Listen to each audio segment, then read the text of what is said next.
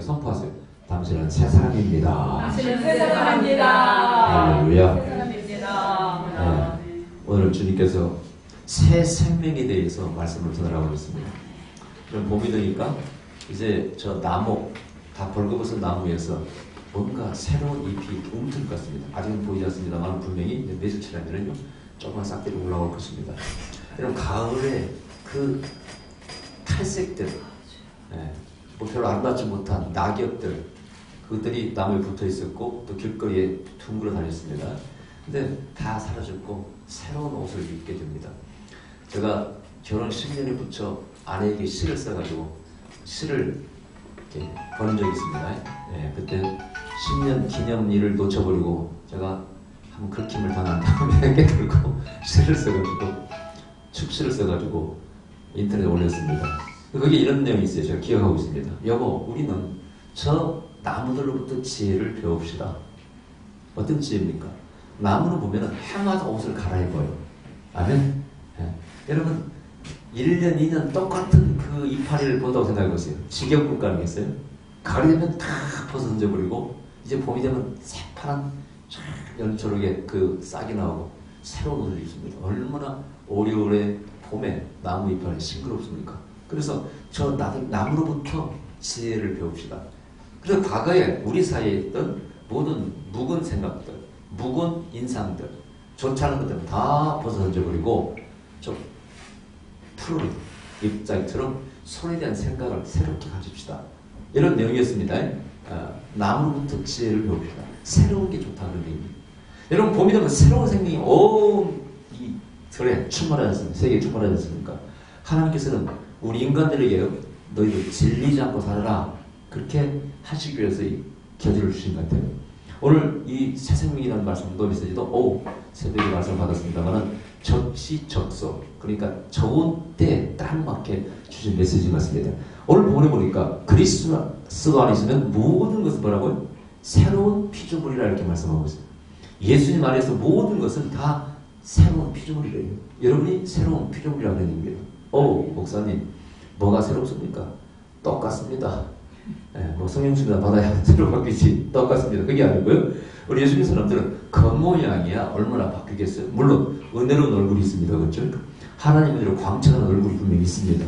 그것도 새로운 변화입니다만 정말 우리의 마음과 생각, 사상이 바뀌어요. 오늘 주님께서 에게 변화가 무엇이냐? 답을 주셨어요. 새로운 생명이 무엇이냐? 답을 주셨어요. 그건 변화가 있어야 된다고 말씀하셨어요. 또 변화가 무엇이냐? 우리의 생각과 사상이 완전히 바뀌어야 된다는 거예요. 그래야 진짜가 변하지 그렇지 않고는 변화될 수 없고 그렇다면 변화가 없는 새 생명은 있을 수가 없다 말씀을 드렸어요. 여러분 이제 주위에서 여러분이 변했다는 말을 들으셔야 돼요. 아멘. 나쁜 쪽으로 말고 좋은 쪽으로 변화됐다는 말을 들어야 돼요. 평소에 매너 없던 사람이 매너가 좋아졌어. 남편이 문 열고 날 때 탁 연 다음에 아내가 들을 때 딱 잡아주고 저는 안 그랬거든요. 앞에 들어갈 때 문 탁 제 딸이 얼마나 기분 나쁩니까? 그죠? 근데 남들이 매너가 좋았어. 한번도 설거지도 않고 말이야. 한번도 말해준 남편이 갑자기 설거지를 해줍니다. 아내가 늦게 들어왔더니 설거지 뿐만 아니라 밥까지라고 다 기다립니다. 이런 변화가 있을지 할렐루야. 아멘. 남편들이요.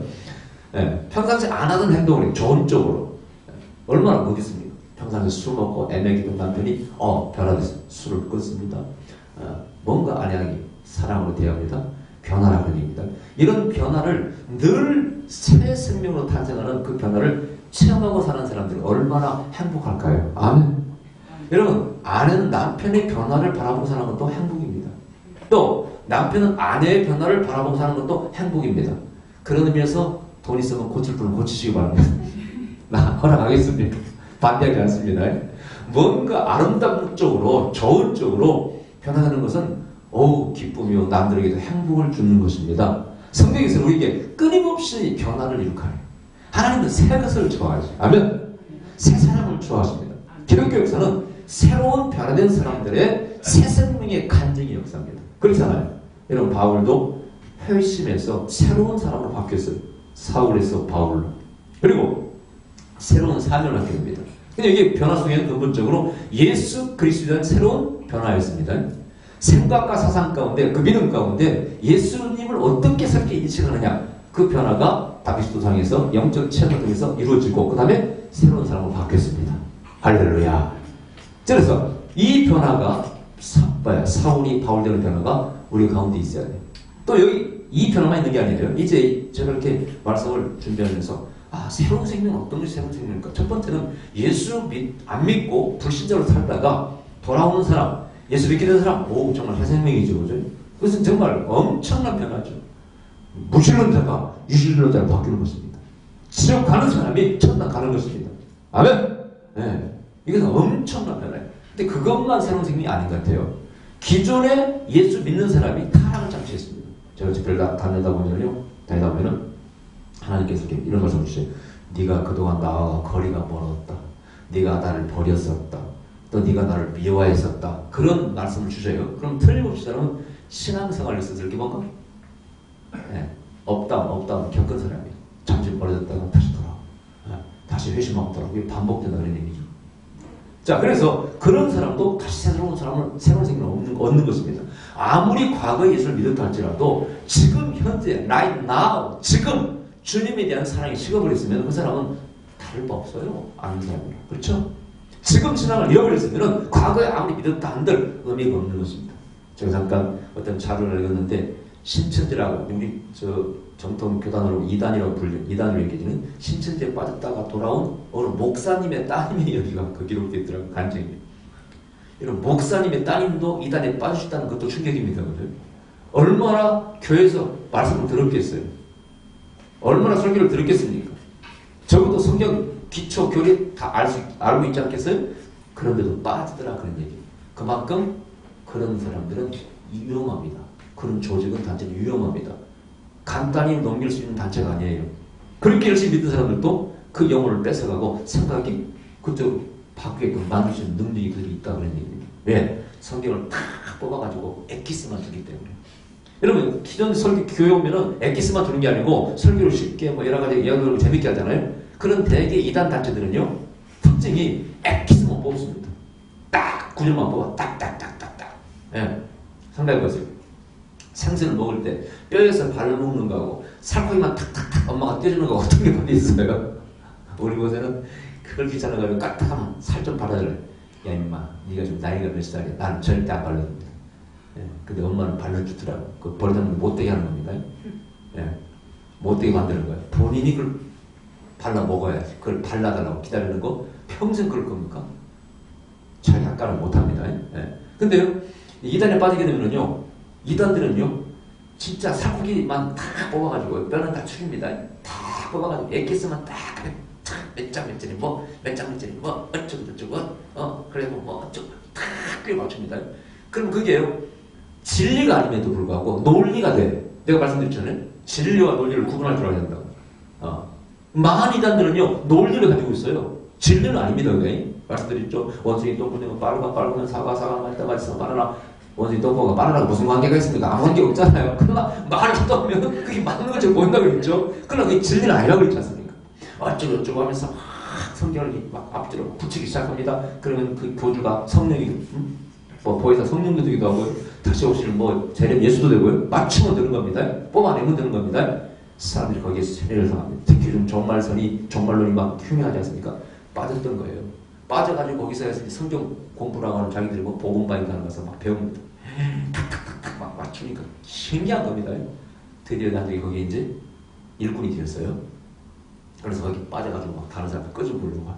나중에 발각이 되어가지고 남편과 그 이제 친정 아버지가 목사님과 어머니 온 가족이 달라붙어가지고 끄집어 나오려고 노력했는데요. 정말 힘들었어요. 우여곡절 끝에 이 사람이 나오게 되었어요. 그래서 간증을 했습니다. 그걸 보면서 이 사람은 새로운 생명이다. 과거의 목사님의 딸이었으면 뭐합니까? 성경을 달달달 외워서 뭐합니까? 진리를 모르는데 엉뚱해서 빠져있는데 그것도 나오면은 새로운 생명입니다. 아멘. 그뿐이 아니에요 여러분요. 교회 내에서도 여러분 새로운 생명이 나올 수 있습니다. 집사로서 목사로서 권사로서 이래도요 나태에 빠진 사람은요 영혼이 죽어 있는 것과 마찬가지입니다.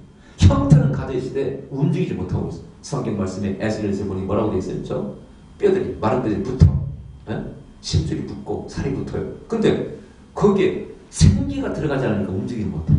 생기가 없는 교인들 저 신약에서 손에 피가 마른 사람. 피가 마르니까 손에 피가 마르니까 움직이지 못합니다. 형태는 있지만 움직이지 못하는 역시 죽어있는 영혼입니다. 거기에 새로운 생명이 들어가야 됩니다. 움직여야 됩니다. 봉사하지 않습니까? 죽어있는 영혼입니다. 저는 항상 어떤 사람이 신앙이 좋다 나쁘다 평가할 때 딱 몇 가지가 있어요. 첫째, 주일성수합니까? 둘째, 11조합니까? 세 번째, 봉사합니까? 이 봉사가 다 걸려 되게 11조까지 다 되게 하더라고요. 봉사를 안 해요? 당신은 신앙 없습니다. 11조 하는 것 그거 왜 하는 줄 아세요? 시험 가기 싫으니까 하는 것이고, 봉사하는 사람만이 진정으로 예수님의 사랑을 아는 것입니다. 아멘. 내가 주님께서 나를 위해 십자가 돌아가셨는데 내가 어떻게 그냥 말 수 있으리요? 주님을 위해서 내 생명을 드리겠나이다. 봉사하겠습니다. 땅까지 가라면 가겠습니다. 아울굴 잡힌더라도 가겠습니다. 가라면 가겠습니다. 그런 마음 생기는 것이죠. 주님에 대한 사랑이 있을 때 봉사가 있는 것입니다. 십자가에 대한 감격이 있을 때 봉사가 있는 것입니다. 그것이 없는 성도는 내가 어떤 생명이 없어요. 아유 게을러 힘들어요. 대충 믿고 싶어요. 절대 그 사람 생명이 없습니다. 형체는 있을 때 생기가 없다 그럽니다. 그건 죽었다고 그냥 말씀하고 있어요. 생기에 들어가라. 생기에 들어가라. 들어가니까 생명이 되었다. 살아 움직이는 존재가 되는 것입니다. 여러분들이 살아 움직이는 뉴빅 새로운 존재가 되시기 바랍니다. 할렐루야. 그런데 주님께서 말씀하셨어요. 그럼 뭐가 진정한 새로운 생명이 되느냐? 오늘 본문을 보니까 그런 원리가 다 나와 있어요. 새로운 피조물이 뭐가 새로운 피조물? 첫째, 내가 믿는 신앙의 대상에 대한 확신이 있어야 됩니다. 즉 뭐냐? 예수 그리스도가 그분이 하나님이시오. 그분이 바로 내 생명의 주이라는 걸 내가 확실히 고백할 때 그때만이 새로운 존재가 될 수 있어요. 본문을 보니까 뭐라고 있어요? 고린도서 5장 15절에 저가 모든 사람을 대신하여 죽으시는 산자들로 하여금 다시는 저희 자신을 위하여 살지 않고 오직 저희를 대신하여 죽었다가 다시 사신 자를 위하여 살게 하려 함이라. 그러므로 우리가 이제부터는 아무 사람도 육체대로 알지 아니하노라. 비록 우리가 그리스도 육체대로 알았으나 이제부터는 이같이 알지 아니하노라. 이것은 바로 그리스도에 대한 예수 그리스도에 대한 생각이 바뀝니다. 여기 육체대로 알았다는 것은 유대인들이 예수님을 뭐라고 생각했어요? 예언자, 똑같은 사람이에요. 다만 좀 하나님께 순종한 신앙이 좋은 이런 하나의 예언자로 함부로 예언자라고 합니다. 제가 지금 강조하고 있고 동의대로 강조하고 있습니다. 예수님이 만일 동정력 탄생을 예수님의 동정력 탄생을 부인하고 예수님의 부활과 성체를 부인하면 예수님은 구약의 예언자와 다를 바가 없는 존재입니다. 우리와 성령이 똑같습니다. 다만 성령의 기름 부음 받고 은사가 열렸다든가 하는 예언자와 다를 바가 없는 것이고, 예수님이 예언자의 위치로 출항할 때 우리 기독교는 문 닫아야 되는 것입니다. 다시 유대교로 들어가야 되는 것입니다. 그리스도에 대한 예수님에 대한 신앙 고백이 없을 때 우리의 신앙은 아무것도 아닙니다. 아멘. 교회는 문 닫아야 돼. 있을 존재 이유가 없어요. 구약 성경만 충분한 것입니다. 다메스 도상에서 바울이 만난 사울이라는 청년이 만난 예수님은 예언자 엘리야나 예레미야가 아니었습니다. 이사야가 아니었습니다. 아멘. 그분은 바로 사울아 사울아 왜 네가 나를 핍박하느냐? 주여 Lord my Lord. 당신은 누구십니까? 나는 네가 핍박하는 예수. 그는 거기서 예언자 만난 게 아닙니다. 하나님을 만난 것입니다. 빛 가운데 공중에서 들려오는 그 음성은 바로 하나님의 음성이라는 유대인의 공식이 있습니다. 아, 이분이 하나님이셔. 사울은 쉽게 수락하지 못했어요. 고민했습니다. 집에 가서 나중에 아라비아 광야를 갔습니다. 아라비아 광야는 왜 갔을까요? 시내산에 갔다더니 유대인들은 중대한 결단 고민이 있을 때 시내산에 갑니다. 성경에 엘리야가 이세벨을 피해서 어디 갔어요? 시내산, 호렙산에 가서 40일 동안 가서 거기서 있으면서 불과 바람과 지진 가운데, 바람과 지진과 불 가운데 나타나지 않고 세미한 음성 가운데 나타나신 하나님 만났잖아요. 그게 그들의 전통이에요. 사울의 고민이 있어서 구약의 하나님, 야훼 하나님, 당신이 예수님이라고요? 이해할 수 없는 거예요. 받아들이기 어려워요. 육체를 알았거든요. 그분도 밥 먹고 똥도 누시고 우리가 똑같은 분인 줄 알았거든요. 근데 그분이 하나님이시라고요? 여기에 대한 육체대로 판단치 않냐고 이제 영으로 판단하는 이런 신앙 고백이 없이는 절대 새로운 생명이 될 수 없다고 말씀하셨어요. 할렐루야. 여러분, 예수님에 대한 경외심이 없이는요 절대 진정한 그리스도인이 될 수가 없습니다. 여러분 성 프란시스의 그 회심기를 보면은요 그가 한때 방황했습니다. 돈 많은 포목상의 아들로 태어나가지고 부잣집안 도련님이 되어가지고 아주 막 부경을 누렸어요. 여자도 좋아하고 도박도 좋아하고 술도 좋아하고 나중에 전쟁에 참여했다가 부상당해서 감옥에 갇히기도 하고 거기서 이제 회심하고 예수님을 만나게 돼요. 그리고는 과거의 모든 부귀영화 다 벗어던지고 예수님을 믿게 하고 종이 되기로 합니다. 그 고백을 아버지께 말씀드리니까 아버지가 그걸 반대하셔. 너 그렇게 되면은 내가 너에게 줄 유산 한 푼도 줄 수 없다. 그러니까 이 프란시스가 좋습니다 아버지. 아버지께로부터 받을 유산 다 포기하겠습니다 하고 나와버립니다. 그리고 이제 평생 어떻게 탁발성처럼 거지 모양으로 하면서 전도하다가 해가 지면 아무 데나 잠을 줍니다. 그러나 그 성품이 너무 고결하여서 많은 젊은이들이 프란시스를 뒤따릅니다. 그래서 프란시스가 그런 요즘 탁발성이라고 그러죠. 그런 전도단을 만들어서 이끌게. 젊은 나이에 죽었어요. 근데 그 삶을 너무 고귀해. 주님은 나의 전부입니다. 저의 모든 전부입니다. 나의 생명입니다. 그럼 나는 오직 예수님 당신만을 닮아갈 것입니다. 할렐루야. 당신만을 닮아갈 것입니다. 성경에 구약에 나는 거룩하니 너희도 거룩하라 그렇지 않습니까? 예수님께서 정령에게 너는 재산을 다 팔아서 그걸 가는데 나눠주고 내 길을 따르라 그러잖아요. 이것이 바로 닮아가는 삶이거든요. 예수님이 난 신앙 고백이 없이는요 결코 그분을 따를 수 없습니다. 내가 누리는 부귀영화, 재산과 건강과 명예와 모든 걸 다 버리고 어떻게 따라갈 수 있어요? 사람이라면 그렇게 못합니다. 그분이 신이실 때, 창조자, 전능자라는 믿음이 있을 때 가능한 것이죠. 전능자, 창조자, 영원한 하나님을 믿고 따라갈 때 거기에 영원한 생명이 주어지며 영원히 누릴 수 있는 천국도 주어진다는 믿음이 있을 때만 비로소 내 모든 것을 버리고 따라갈 수 있는 것입니다. 아멘. 신앙 고백입니다.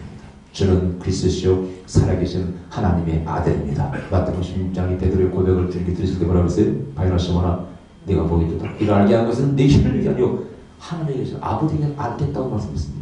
이것은 하나님의 계시, 하나님의 감동, 그 영감이 없이는 절대 이런 고백을 못하게 되어 있습니다. 아멘. 이 믿음을, 이 은혜를 부어달라고 기도하셔야 돼요. 예수님을 제대로 믿게 하여 주시옵소서. 할렐루야. 예수님에 대한 신앙 고백. 두 번째, 예수님을 통해서 죄가 용서되는 속죄에 대한 확신을 가져야 된다고 말씀하셨어요.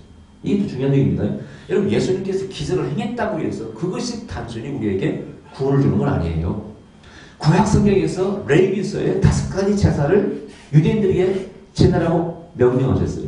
5가지 제사 이전에 이미 저 아브라함 가는 곳마다 송아지를 잡아서 번제를 드렸습니다.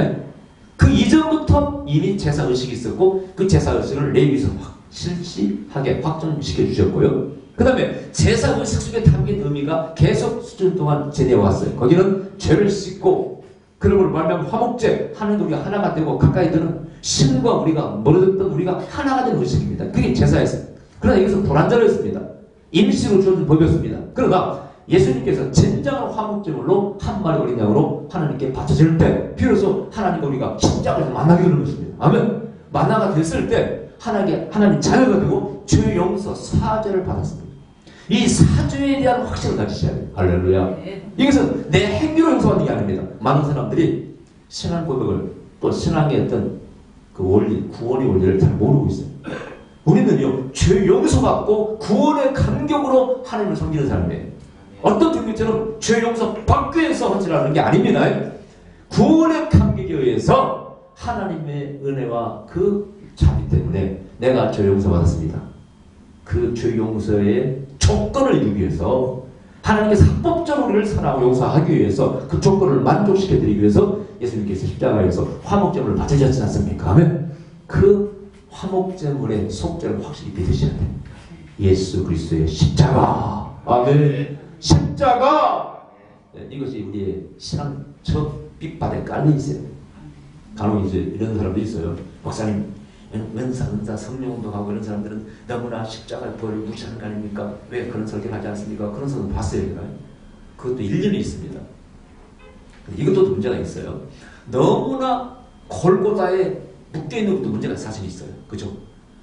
맨날 조용서 아이고 하나님 인연의 저를 용서하시옵소서. 어떤 권사님처럼 10년간 생마다 눈물을 흘리면서 주여 인연을 용서하시옵소서. 이 주인을 용서하시옵소서. 또 목사님 궁금해서 물었더니 예 목사님 10년 전에 제가요 선보면서요 우리 집에 온 손님들 신랑집 손님들 대접하려고 하는데 먹을 게 없어가지고요 앞집에 있는 담장에 있는 호박을 따다가 된장국을 끓여서 대접했는데 제가 예수 믿고 났는데 생각하니까 너무나 이것이 죄라고 감절하고 생각이 들어서 10년째 회개하면서 울고 있습니다. 그러니까 목사님 믿겠어요. 신앙이 좋다고 했을까요? 뭐라고 했을까요? 여러분 그것은 문제예요. 골고다에 묶이는 경계입니다. 분명히 십자가의 대속을 믿었으면 내가 확실히 주 앞에 눈물을 흘리게 됐을 때 첫 번째 용서받는 것도 믿으셔야지. 아멘. 그죠? 그걸 10년 동안 하나님 귀찮게 했어. 내가 용서했다 따라 알아들을 수가 없는 그 권사님은 계속해서 인연의 죄를 이 죄인의 죄를 용서해 주시옵소서. 그것도 문제입니다.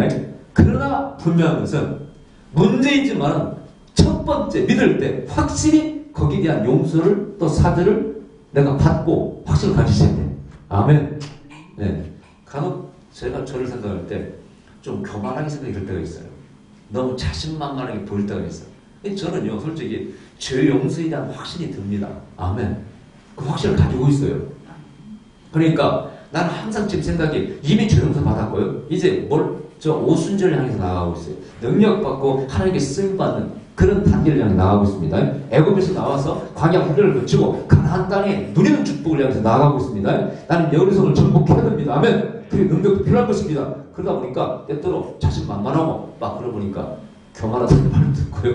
그런 말 들을 수 있어요. 그러나 저 분명히 죄에 대한 용서, 십자가에 대한 감사, 하나님에 대한 그 용서와 사랑을 확실히 믿고 있습니다. 오늘 본문에 보면 먼저 사랑이 먼저예요. 사랑. 여기 보세요.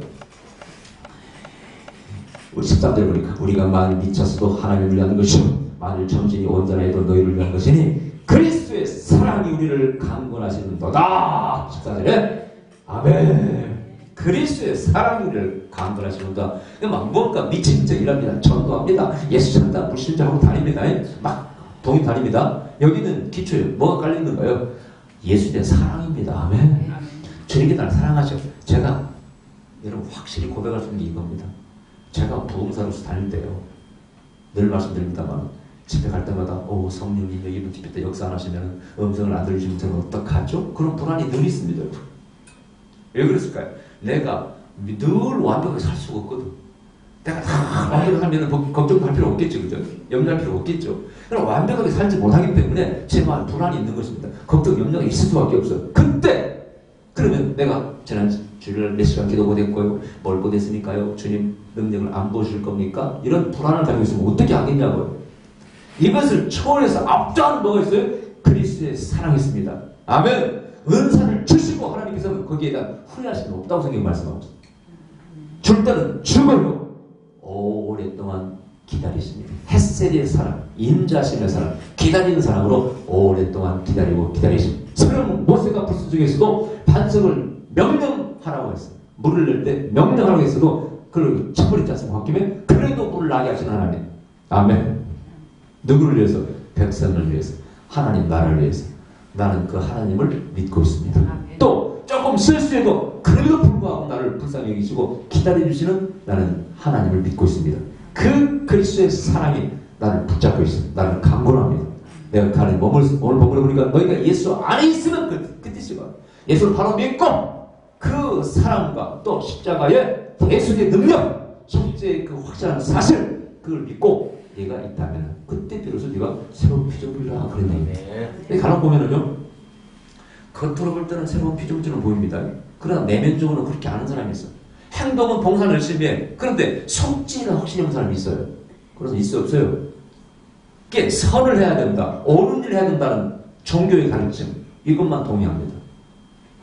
예수 믿으면 예수님 살아가야지. 이건 동의해. 그러나 십자가의 대속을 아는 사람이 있어 없어요? 있습니다. 있어요. 솔직히 말씀드려서 슈바이처 박사 같은 경우에 그런 케이스에 비슷합니다.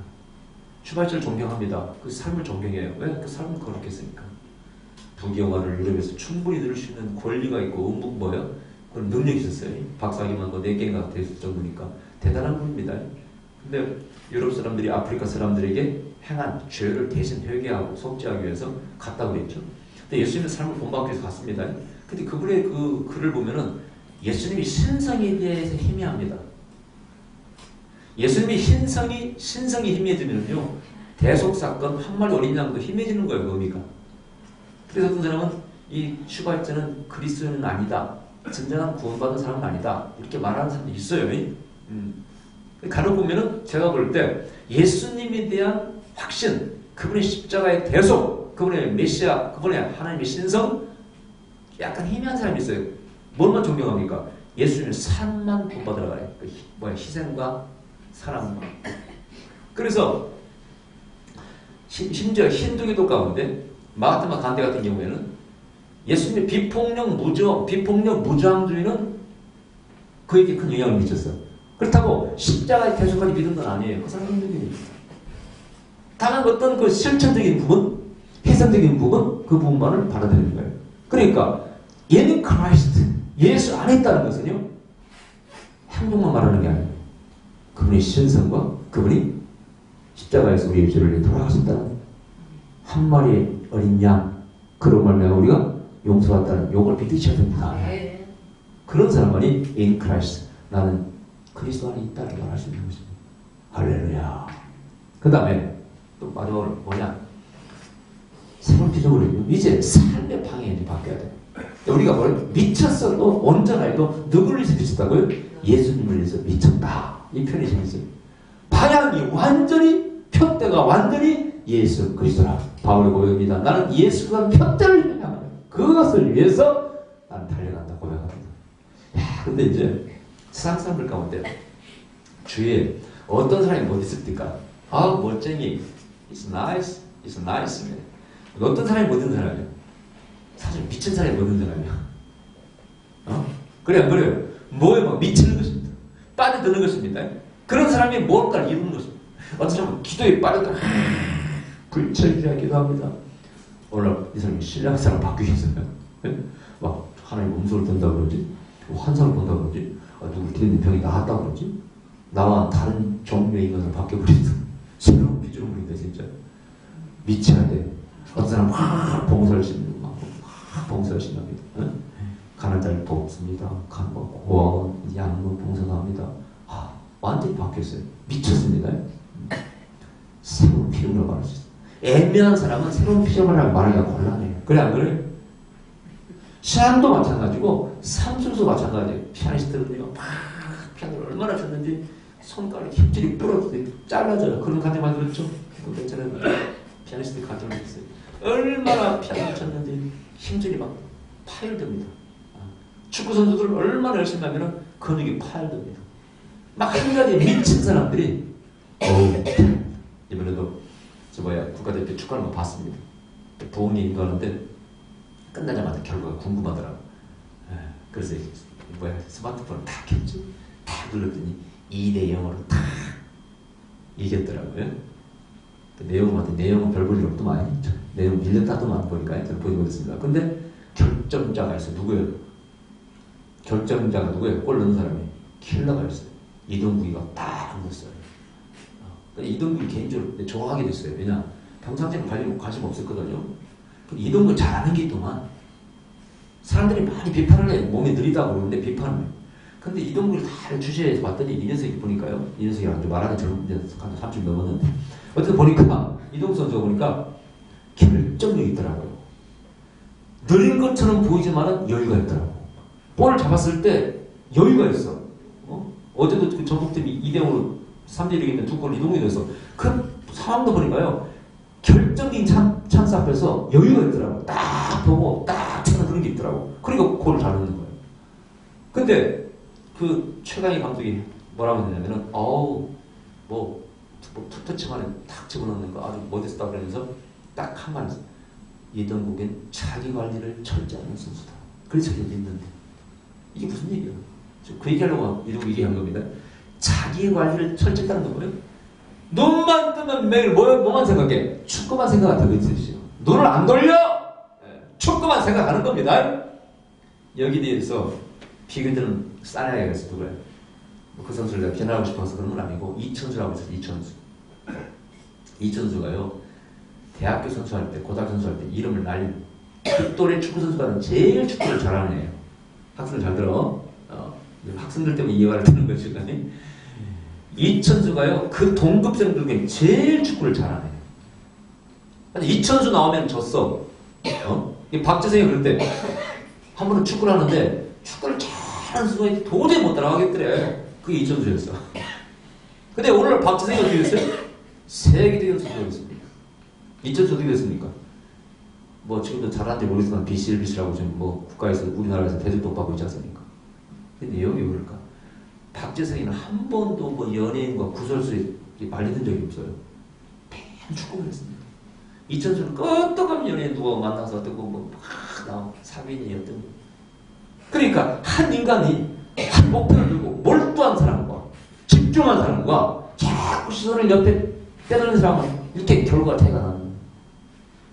이런 거기도 감독이 축구에 올인한다는 얘기. 자기 몸 관리를 천천히 경기가 있든 없든 항상 최선의 준비를 하고 눈만 뜨면 축구 생각, 눈만 뜨면 다음 경기. 어떻게 할 것인가 생각하는 겁니다. 마찬가지로 신앙도 마찬가지. 내가 주님 만날 일, 천국에 갈 일, 영원한 나라에 갈 일, 하나님께 상급 받을 일, 내 삶을 어떻게 아름답게 거룩하게 영위할 것인가 늘 거기에 몰입해 있어야지. 그러면 그런 사람이 내일을 위해서 준비합니다. 내일을 위해서 기도도 합니다. 성경도 가까이 하고 노력하기 위해서요. 캐스라 세라 이런 말 있어요. 될 때를 서라. 여러분 그런 삶을 살면 안 돼. 캐스라 세라 이렇게 살면 안 됩니다. 항상 뭔가 주님을 생각하고 주님의 말씀, 주님의 삶, 주님의 가르침, 주님이 하신 모든 일 주님께서 우리에게 목표가 돼야 돼. 오늘 보고 나왔잖아요. 미쳤어. 하나님의 정식 언제나 너희를 위한 것입니다. 그 다음에 15절은 제가 모든 사람을 대신하여 죽으심은 산자들로 하여금 다시는 저희 자신을 위하여 살지 않고 오직 저희를 대신하여 죽었다가 다시 사신 자를 위하여 살게 하려 함이라. 삶의 목표가 바뀌었어요. 나 중심은 뭐예요? 이게 에고이즘은 에고이즘 이기주의입니다. 이제는 하나님 중심 God first 하나님 먼저 그렇게 생각하고 살아야 된다고 말씀하고 있어요. 할렐루야. 그때 그 인생이 비로소 위대하게 빛날 수가 있는 것입니다. 근데 축구 얘기 나왔으니 말이죠. 가끔 이제 저도 이렇게 축구 골 넣는 장면을 봐요. 인터넷 가면 골 넣는 것만 딱 모아놓은 그 사이트가 있어요. 그러면 유럽 팀들 이렇게 골 넣는 거 보면 거의 골을 잘 넣는 선수가요. 골 넣고 하는 그 세레머니가 뭔지 아세요? 거의 모든 골을 잘 넣는 선수가 제일 많이 하는 세레머니가 뭔지 아시나요? 그 주위티 봤어요? 이거요. 이거. 박정희는 이거죠, 이거요. 무릎 꿇고. 그러다 다른 외국인들은요, 신께 하나님께 영광을 돌리는 자를 배경으로. 다 부모가 돌아가셨다든가 천당에 계시면 그렇게 하는 사람도 있는데, 되게, 캐톨릭신들 이거 하나, 이거 붙이려고, 이거 붙이고 이렇게 하고, 개신교자는 이렇게 하죠, 이렇게. 전부 다 이것은 하나님께 영광을 돌린다는 거예요. 여러분 보세요. 앞으로 주의깊게. 골을 많이 넣는 선수들 되게 보여주는 거예요. 전부 다 골 설명 이거예요. 메시도 그걸 보면서 축구 선수지만은 그들 의식 가운데 골 넣고 잘 넣는데 누가 생각할까? 안정환 있잖아. 이것은 특히 아내가 생각하는 거고 안정환도 크리스찬인데 그런 점에서 안정환이는 제가 좀 마음에 안 들더라고. 안정환 좋은 선수예요. 훌륭한 선수예요. 또 좋아합니다만은 그 세레모니만 이게 뭐야? 맨날 무슨 안지에 저항이 되어가지고 무슨 있을지 모르지만 이거 한 다음에 이렇게 하면 얼마나 좋을까? 이거 한 다음에 박정희는 이거죠. 근데 제가 그걸 보면서 저들이 축구하면서도 의식 가운데 늘 저들의 생각의 대부분은요 신앙이 있는 것입니다. 하나님을 경외하고 하나님을 두려워하는 것입니다. 내가 쉽게 영광을 돌리리라. 누구의 개놈은 심벌어처럼 상받을 때 뭐라고 그랬어요? 내가 자랑할 것은 예수님 피밖에 없다. 깜짝 놀랐어요. 세상에 자랑할 것은 예수님의 피밖에 없다고 간증한 사람은 처음 봤네요. 그날부터 신부라가 좋아지기 시작했어요. 그때는 그냥 모세랑 우리 아들이랑 같이 보다가 제가 잘하네 이런 거 생각했는데 그날 이후부터 내 마음에 자는 잘 되어야지 그런 생각이 들더라고.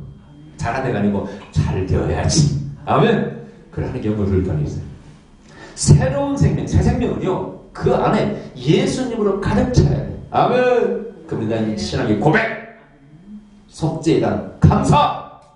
예수 그리스도가 나의 인생의 표대가 돼야 돼. 목표가 돼야 돼. 돈을 벌어도 뭘 해도 그러면은요 목표가 바로 없으면은요 빗나가질 않습니다. 한 번은 어떤 아버지가요 아들에게 쟁기질을 가르쳤어요. 그 아들이 아빠 나 쟁기질 할 수 있대. 그래 한번 해볼래? 쟁기를 맡겼어. 이게 쩌쩌하고 손을 물고 쟁기를 근데 칼을 놨는데 보니까 이 쟁기질 어떻게 삐딱 꼬불꼬불 해지는 거예요. 아빠 다시 한번 꼬불꼬불 도저히 안 돼. 아빠한테 물었어. 아빠 어떻게 또 할 수 있어요 쟁기를? 야 너 처음에 쟁기를 딱 잡는 순간 그냥 무조건 갔지? 그럼 어떻게 그냥 가야지. 예, 아빠 봤어. 보기는요 뭘 봤어? 속꼬리를 봤어요. 속꼬리가 왔다 속꼬리가 보니까 삐딱 야 인마 그 흔들거리는 거 보면 안 되지. 쫙 이 논 끝에 저게 깃대가 하나 있다고 생각하고 그것만 움직이지 않는 존재, 움직이지 않는 목표를 보고 가야지. 소궁뎅이를 보고 가니까 삐딱하니까 삐딱삐딱 나버리지. 이 세상의 모든 것은요 가변이라고 해요. 가변. 무상하다 그래요. 그게 바로 무상하다. 그게 뭐냐? 항상 산자거든요. 영원하지 않다는 뜻, 항상 있지 않다는 뜻이죠. 다 가변의 존재들. 인간을 놀라보면요 나 아주 멋진 사람이 봤어. 존경합니다. 어느 날 보니까 그 사람 비리가 딱 드러나. 그죠? 깨끗한 줄 알았는데 비리가 딱 드러나. 절대 사람은 믿어서는 안 되는 것입니다. 아멘. 믿음의 대상이 아니에요. 변치 않는 이 진리라는 것은 영원히 변치 않는 것이고 영원히 변치 않는 진리의 본체이신 하나님만을 바라보시 바랍니다. 그분은 항상 변치 않고 있어요. 항상 거룩하십니다. 항상 그분은 선하십니다. 예수님이 뭐라고 했어요? 선한 것은 선한 분은 하나님밖에 없다. 당신 선하신다 그러니까 no, 아버지밖에 선한 분이 없다. 그것은 바로 그걸 말하는 거야.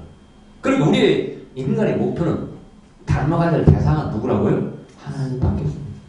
바울이 뭐라고 했어요? 내가 그리스도를 항상 본받는 것처럼 너희도 그리스도를 본받아라. 또 뭐라고 했어요? 내가 그리스도를 항상 본받는 것처럼 너희는 나를 본받으라고 했어요. 오우, 못 있는 말이에요. 나를 본받으라. 그렇게 말하기가 쉬워요, 어려워요? 어렵습니다. 저도 우리 보사한테요, 나를 본받으라 말하기 어렵습니다. 왜? 부족한 게 맞습니까?